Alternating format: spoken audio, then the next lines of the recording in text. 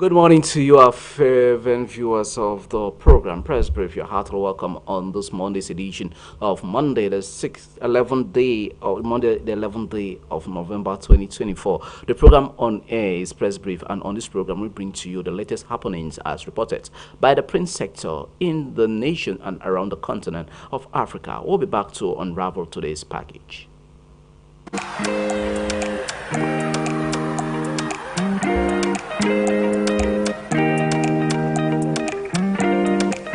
You're doing this first.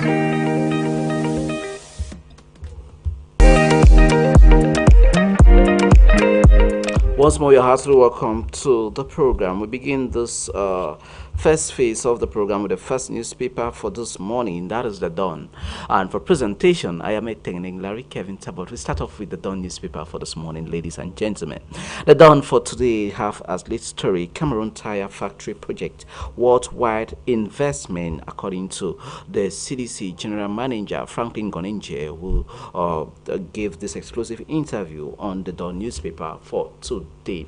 In that set paper, the paper reports on the Biaka University Institute of Boya PUB convocation ceremony, inspirational message for students from the Vice Chancellor of that institution, Dr. Ongla Francisca Biaka.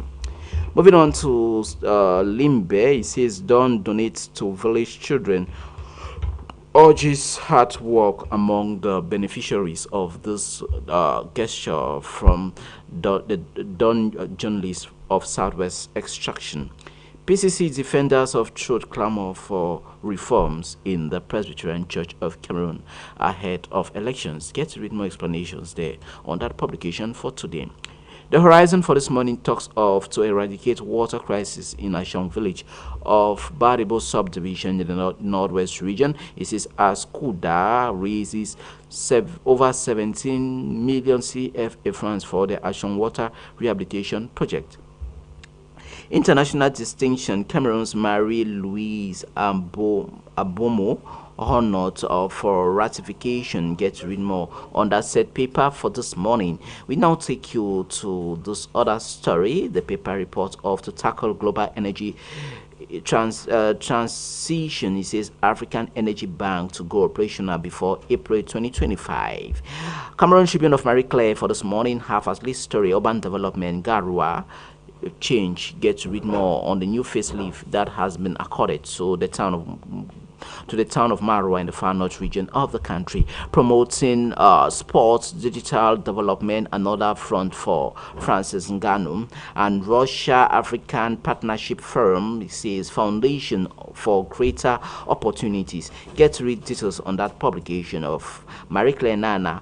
That is Cameroon Tribune for this morning. From Cameroon Tribune, we move forward with this paper from Limbe. That is the son of Norbert Wasso, talks of BRICS and the end of dollar dominance in the world. New economic order for global gamble. That's a question Norbert Wasso is asking on the pages of the Sun newspaper all the way from Limbe for this morning. And Limbe One Council harvesting big under the stewardship of Mboye Eposi Florence. We move on to this other story, tragedy before Limbe Central Police Commissioner after he died.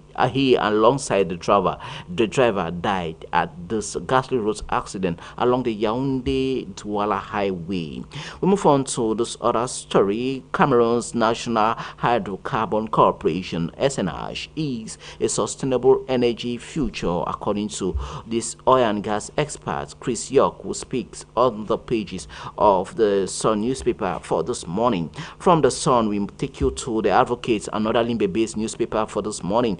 The Advocate of Tabetayang reports of yet another remembrance day without Isaac Tengam. And we move on to Asobexons paints Limbe in colors of Support Hills at Limbe Convention. The Dawn Partners sprays Southwest children with didactic materials. Get to read more on that paper of the Advocate of Tabetayang can not be capped. We now move forward with this other paper from Buya, that is the Post. The Post of late Francis Wache reports of the Anglophone crisis. Nagy predicts hard times for Yaoundé if Trump picks certain floating names. You can find more on the foreign policy that is being forecast by Thibault Nagy. We take you to this story on the enthronement of ace journalist Kenneth Khan Asobo, who has been enthroned as the fawn of Benin in the northwest region. And we wrap up with this one of Kamto denounces the abandonment of the Nchang Cliff accident victims. Get to read more on that said paper for today after the 12th body of victims who were buried at the landslide at the Nchang Hill last 5th of November 2024. Moving on to this other story, we'll remain within Chang's cliff incident with quotidian emissions. For this day, talks of the incident or the accident at the Chang cliff. He says 5 big sins of the government of Paul Biya. You can find more on that said paper as the paper gives of diagnosis of the failure of the emergency units in the the civil protection units of for in other countries known as the emergency units at the Ministry of Territorial Administration, who failed woefully to get to their acts ready or for the rescue mission on that site. You can find more and other mishaps that the paper captures as the 5 big sins of the government of Cameroon. It was that victims of the Nchang Cliff. We move on to this other story still on quotidian emissions for this morning. The paper report of Cameroon Renaissance Movement Party movement castigates the action of the president of the Cameroon Constitutional Council, Clement Atangana, on his motion of support to Paul Biya, who celebrated 42nd year at the helm of Cameroon affairs. You can find details on that paper for this day. Moving away from that saga, we now move forward with this other story on this publication. That is The Guardian. The Guardian report of delay 2025-2027 MTEF threatens budget cycle. In that publication, stop Wike governors from giving cars, houses to judges. You can find details on that paper of The Guardian. 2027 elections in Nigeria. Jonathan Goodluck Obi Kwankwaso names sounds as political jostling intensifies. You can find more on The Guardian for this morning. And Nigerian News Direct for this day talks of governors endangering perceptions of judiciary by giving cars, houses to judges, as many attribute this as in return asking favor for election malpractices when it's time to elect the set governors and other representatives. Then remember, in Nigeria this time around with Daily Independent newspaper for this morning talks of Trump win may weaken Naira, raise debt service cost PMS price,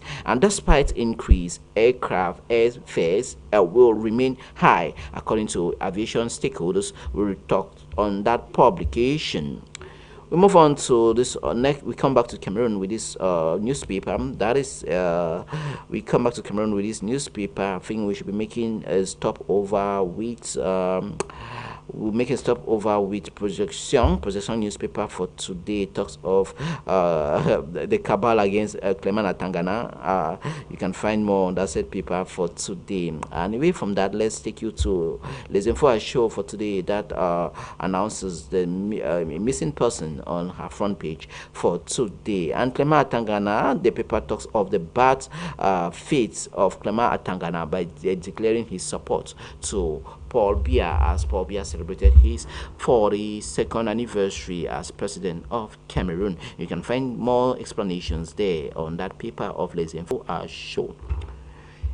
Away from that, let's take you to the next paper for today. We move forward with La Voix des Jeunes. La Voix des Jeunes for this morning talks of the advertorial sector. It says Prime Minister Joseph Dion Gouté supports the efforts made by ARPC. Get to read more on that paper of La Voix des Jeunes newspaper for today. And viewers, of High Television and the program Press Brief with Lavadishin. This is what put a pause on this first segment of the program, but do not move a muscle, as our resource person and reviewer for today is here with us. We'll be back with the second package of the program immediately after this.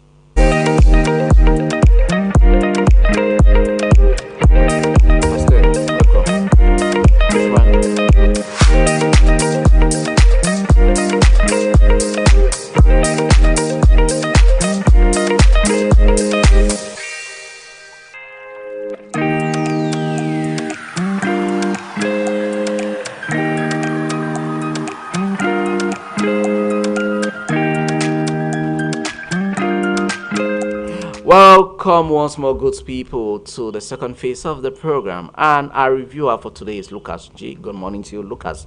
And you are welcome to the studios of Press Brief for today. Good morning, it's a pleasure. All right. We begin with this Boya-based newspaper, the post of late Francis Wache. The post for this morning says Anglophone crisis, Nagy predict hard times for Yaoundé if Trump picks certain floating names in mounting the affairs of the foreign policy affairs of the United States of America. Yes, this is what the paper is bringing out, the perspective of Donald Trump with regards to developing countries, to see the possibilities of the Trump government and their influence and what they could influence in terms of policy in Cameroon and what they could influence in terms of change. We shouldn't forget that Cameroon in 2020 was suspended from AGOA, and AGOA is actually an organization being managed by the American government that involves developing country. But now, the determinant of being a member of AGOA for the US to accept you is democracy, good governance, and human rights record. Now, in terms of the case of Cameroon, Cameroon struggled with its democracy at one point in time and was accepted. I want the viewers to see. And at a particular point when the crisis broke out, the government of Cameroon became too repressive, and with their human rights violations that they perpetrated, it made the Americans to remove them from AGOA in 2020. So this is actually what Tibor Nagy is trying to point at. He's trying to look at the democracy that Cameroon is, and he is looking at the human rights violation, the level of press freedom, from free speech, and so on. This is summarily what he brings out to the people, that they should see and understand where they stand. So we are looking at the Trump government. We should not forget that it was within the period of the Trump government that Cameroon was taken out of AGOA. Thus, there is a possibility that with the coming back of Trump, there is a possibility that Cameroon could further face a heavy hand. We don't know yet. Maybe Cameroon may end up having some diplomats banned from going to the United States. Maybe some assets of some of these persons may be freezed. This is what Tibor Nagy is actually pointing at, that with the coming of Donald Trump, with certain persons that he is looking at to appoint as the ambassador to Cameroon, what are the possible effects? Especially, they are not looking at positive effects per se, in the sense that they are looking at the Cameroon government and its human rights record. And this may also affect the separatists, if you get to look at things in a balanced scale.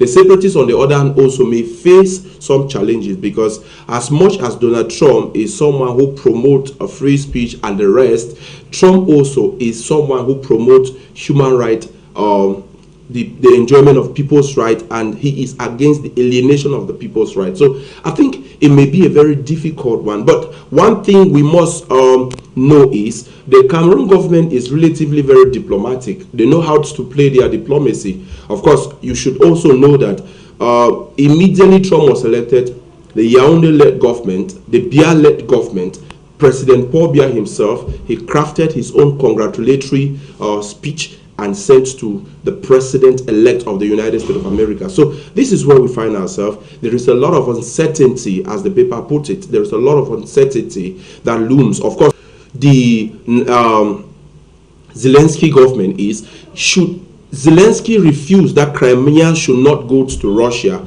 that unless Russia leaves Crimea, then there will be no talks. He says this is unrealistic. This is one of the most unfounded things that someone should look at. So you can now see that in terms of their methods of solving conflicts in the world, they have a different method other than the Democrats. And why do we focus on the Americans? Because America, as you all know, we consider them the police of the world. We consider them the army of the territorial boundaries of the earth surface, in the sense that though we have other people like Russia, China, North Korea, and the rest, we have Iran, thank you. We have the United States of America that is relatively very active on the ground. They make a lot of decisions. If you go to the UN budget, they contribute the greatest. If you go to NATO, they contribute the greatest. If you come to the African Union and the rest. So you realize that the United States in this case is dominating thus as a result of this. So we may want to say that the United States is technically the empire of the time, which I may put it that it is the US empire at the time that is actually in control. Though we have persons who are resisted. Of course, during the days of the Roman Empire and the rest, there were nations that resisted the government, the Roman government, and even the days of the Grecian Empire, there were people who resist the government of the empire of Greece. So there is a possibility that the U.S. government that will be led by Donald Trump should be after January 6th, which of course we know that is when power is often transferred to the president-elect. This time around, I think it's going to be January 20th, if my memory doesn't fail. Okay, yeah. So if it takes place on January 20th, then from January 20th upward, we should count a lot of things that may happen within Africa and Cameroon in particular. All right, Lucas remains still with the Post newspaper of late Francis Whitechair, this time around with Maurice Kamto denounces the abandonment of Chancliffe victims, questions Paul Biya's silence in times of disasters. So this is, I think this is quite of recurrent, and the president is always silent when it comes to this issue. And now Maurice Kamto is castigating the president of the Republic of being silent towards this issue. Of course, I'm a proponent of the dormancy of the presidency in its real sense. Cameroon is priding itself to be a democratic country, but fails to manage certain things. For example, if it happens like this in other countries, whether be it the head of government, be it the head of the state, such people have to come out. They need to visit the site to see. We have all it takes. We have the chapel or the helicopters that could actually take these people to this area to see from the top. I remember that when the Mount Cameroon erupted, the president visited the Southwest region. He visited Fako via the air. The president was around. He got the sight of the situation for himself. He is one of the biggest opposition party leader in the country, says, why should the presidency sit so silent? Of course, if you compare these two situations, it has happened before. I want to take us to the flood that happened in Spain. Now, you should already know that the Spanish people are on the street protesting that the situation was poorly managed. That those who died wouldn't have died provided there was a proper management team put in place.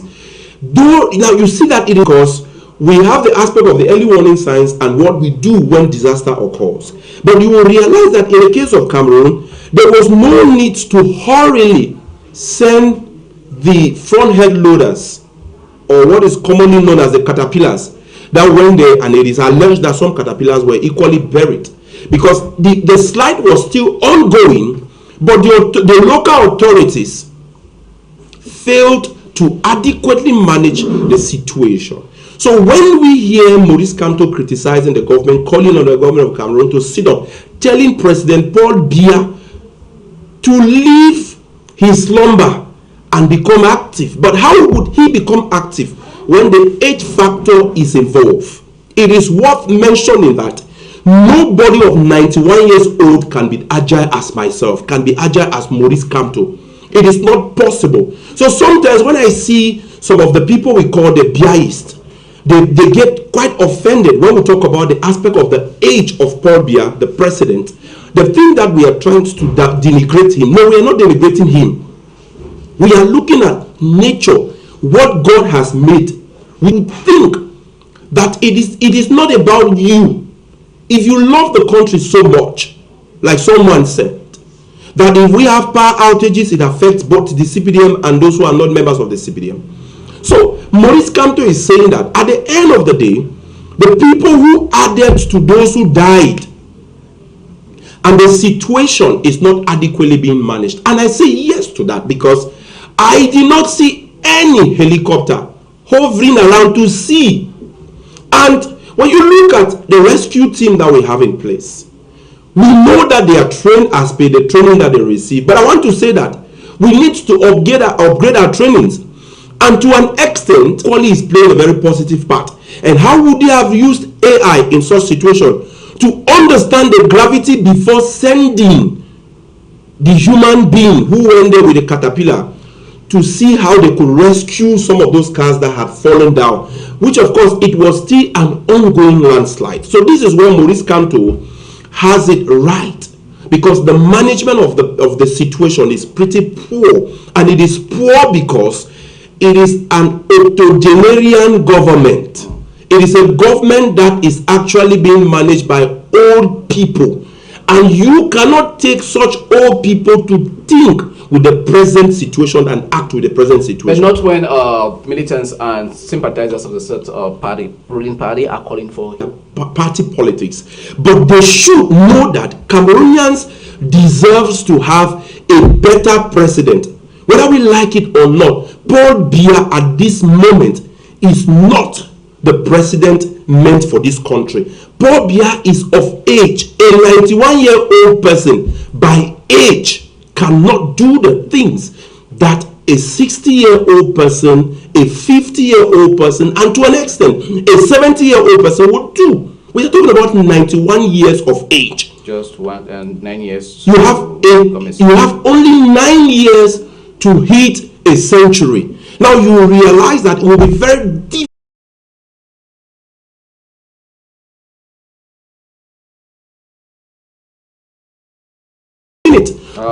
Not when we saw him during beginning of the year, receiving New Year wishes, where he stood for. Well, like I said, barely, which means if he stands for such a period, certainly he will feel hurt, he will feel pains, as normal as pain what age brings. If they want to argue such fact, then we should be open to medical results. Right. You will see some of these things. So this is why Maurice Kamto is saying that no. The situation is poorly being managed. The Biya government is not managing the situation well, because he was criticized. At one point in time, I saw him moving around the area and he was criticized, though he could move. But what about someone who has not made a comment?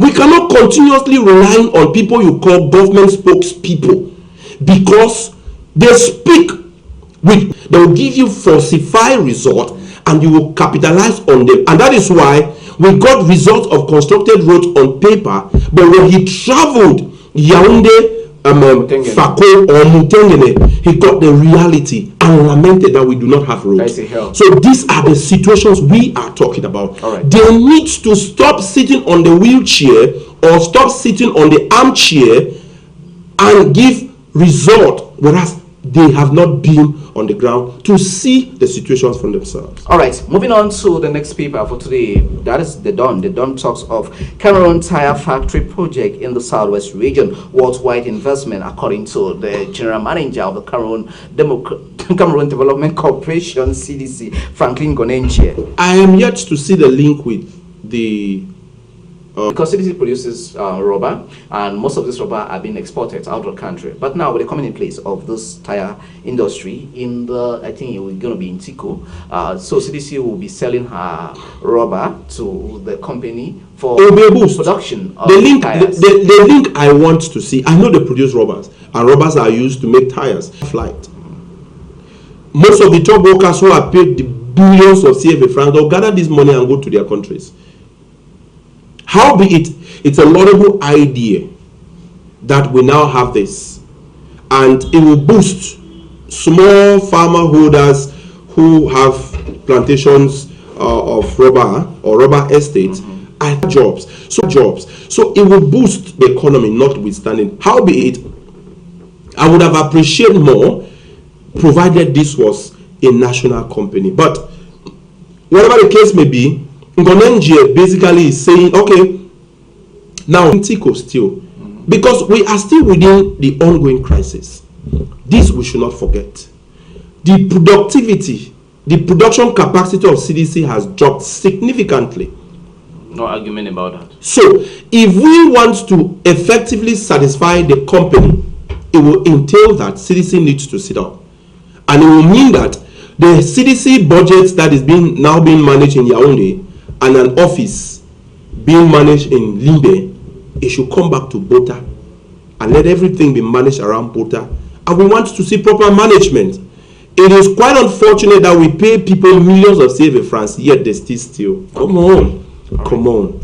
Okay, Lucas, let's talk on the church affairs now. The Presbyterian Church in Cameroon just celebrated not 70. I think 67th year.